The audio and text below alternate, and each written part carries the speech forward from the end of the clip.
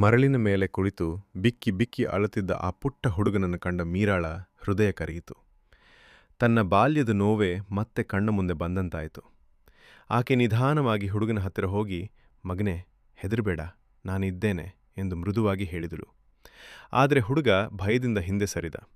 ಅವನ ಕಣ್ಣುಗಳಲ್ಲಿ ಭಯ, ಹಸಿವು ಮತ್ತು ನಿರಾಶೆ ಒಂದೇ ಸಮಯದಲ್ಲಿ ಕಾಣಿಸುತ್ತಿದ್ದವು. ಮೀರಾ ತನ್ನ ಬಳಿಯಿದ್ದ ಮಣ್ಣಿನ ಮಡಕೆಯಲ್ಲಿದ್ದ ಕೊನೆಯ ಹನಿ ನೀರನ್ನು ಅವನಿಗೆ ಕೊಟ್ಟಳು. ಹುಡುಗ ತಕ್ಷಣವೇ ಆ ನೀರನ್ನು ಕುಡಿದ. ಅವನ ಒಣಗಿದ್ದ ಗಂಟಲಿಗೆ ಅದು ಜೀವದ ಹನಿಯಾಯಿತು. ನಿನ್ನ ಹೆಸರೇನು ಎಂದು ಮೀರಾ ಕೇಳಿದಳು. ಸ್ವಲ್ಪ ಹೊತ್ತಿನ ನಂತರ ಹುಡುಗ ನಿಧಾನವಾಗಿ, ನನ್ನ ಹೆಸರು ಕಿರಣ್ ಎಂದು ಉತ್ತರಿಸಿದ. ನಿನ್ನ ಅಪ್ಪ ಅಮ್ಮ ಎಲ್ಲಿದ್ದಾರೆ ಎಂದು ಮೀರಾ ಕೇಳಿದ ತಕ್ಷಣ ಕಿರಣನ ಕಣ್ಣಲ್ಲಿ ಮತ್ತೆ ಕಣ್ಣೀರು ತುಂಬಿತು. ನನಗೆ ಯಾರೂ ಇಲ್ಲ. 2 ದಿನಗಳ ಹಿಂದೆ ಅಪ್ಪ ಸಮುದ್ರಕ್ಕೆ ಮೀನು ಹಿಡಿಯಲು ಹೋಗಿದ್ದರು.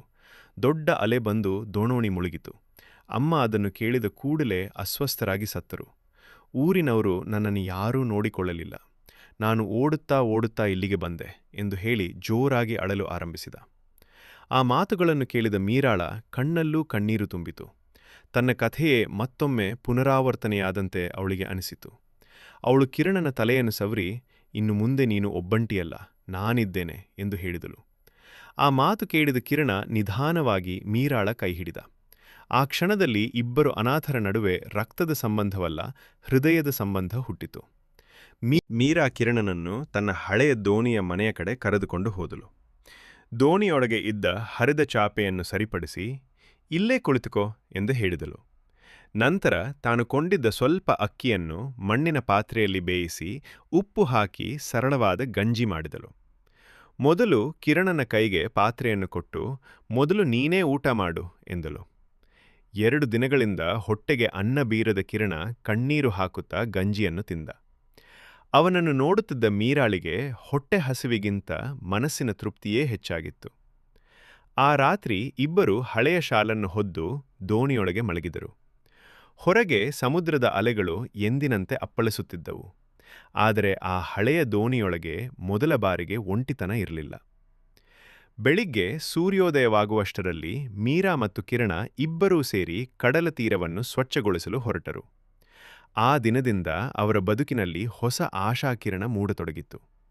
ಆದರೆ ಅವರಿಗೆ ಗೊತ್ತಿರಲಿಲ್ಲ, ಅವರ ಜೀವನವನ್ನು ಮತ್ತೆ ಸಂಪೂರ್ಣವಾಗಿ ಬದಲಾಯಿಸುವ ಒಂದು ದೊಡ್ಡ ರಹಸ್ಯ ಆ ಕಡಲ ತೀರದಲ್ಲೇ ಅವರಿಗಾಗಿ ಕಾಯುತ್ತಿತ್ತು.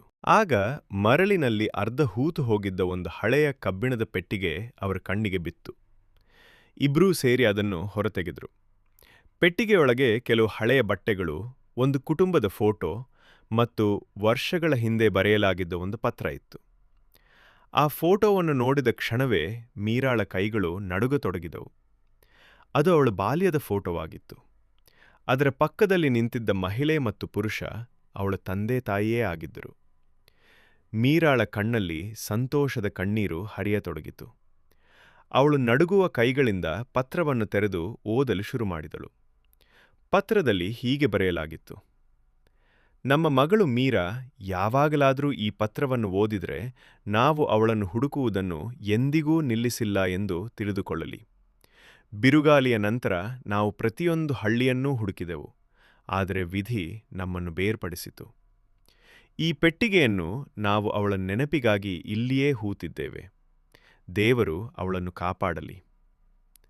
ಆ ಪತ್ರವನ್ನು ಓದಿದ ಮೀರಾ ಜೋರಾಗಿ ಅಳತೊಡಗಿದಳು. ಕಿರಣ ಅವಳ ಕೈ ಹಿಡಿದು, ಅಕ್ಕ, ಇನ್ನು ನಾನು ಇದ್ದೇನೆ ಎಂದನು. ಮೀರಾ ಕಣ್ಣೀರು ಒರೆಸಿಕೊಂಡು ಕಿರಣನನ್ನು ಬಿಗಿಯಾಗಿ ತಬ್ಬಿಕೊಂಡಳು. ಆ ದಿನವೇ ಮೀರಾ ಒಂದು ದೊಡ್ಡ ನಿರ್ಧಾರ ಮಾಡಿದಳು. ತಾನು ಅನುಭವಿಸಿದ ನೋವನ್ನು ಮತ್ತೊಬ್ಬ ಮಗು ಅನುಭವಿಸಬಾರದು ಎಂದು ಆ ಹಳೆಯ ದೋಣಿಯನ್ನು ಪುಟ್ಟ ಅನಾಥ ಮಕ್ಕಳ ಆಶ್ರಯವನ್ನಾಗಿ ಪರಿವರ್ತಿಸಿದಳು. ಹಳ್ಳಿಯ ಜನರು ಮೀರಾಳ ಒಳ್ಳೆ ಮನಸ್ಸನ್ನು ನೋಡಿ ಸಹಾಯ ಮಾಡಲು ಮುಂದೆ ಬಂದರು. ಕೆಲವೇ ತಿಂಗಳಲ್ಲಿ ಆ ಹಳೆಯ ಒಂಟಿ ದೋಣಿ ಮಕ್ಕಳ ನಗು ತುಂಬಿದ ಮೀರಾ ಆಶ್ರಯ ಎಂಬ ಪುಟ್ಟ ಮನೆಯಾಯಿತು. ಅಲ್ಲಿ ಯಾರೂ ಅನಾಥರಾಗಿರಲಿಲ್ಲ. ಎಲ್ಲರಿಗೂ ಒಬ್ಬ ಅಕ್ಕ ಇದ್ದಳು. ಆ ಅಕ್ಕನ ಹೆಸರು ಮೀರಾ.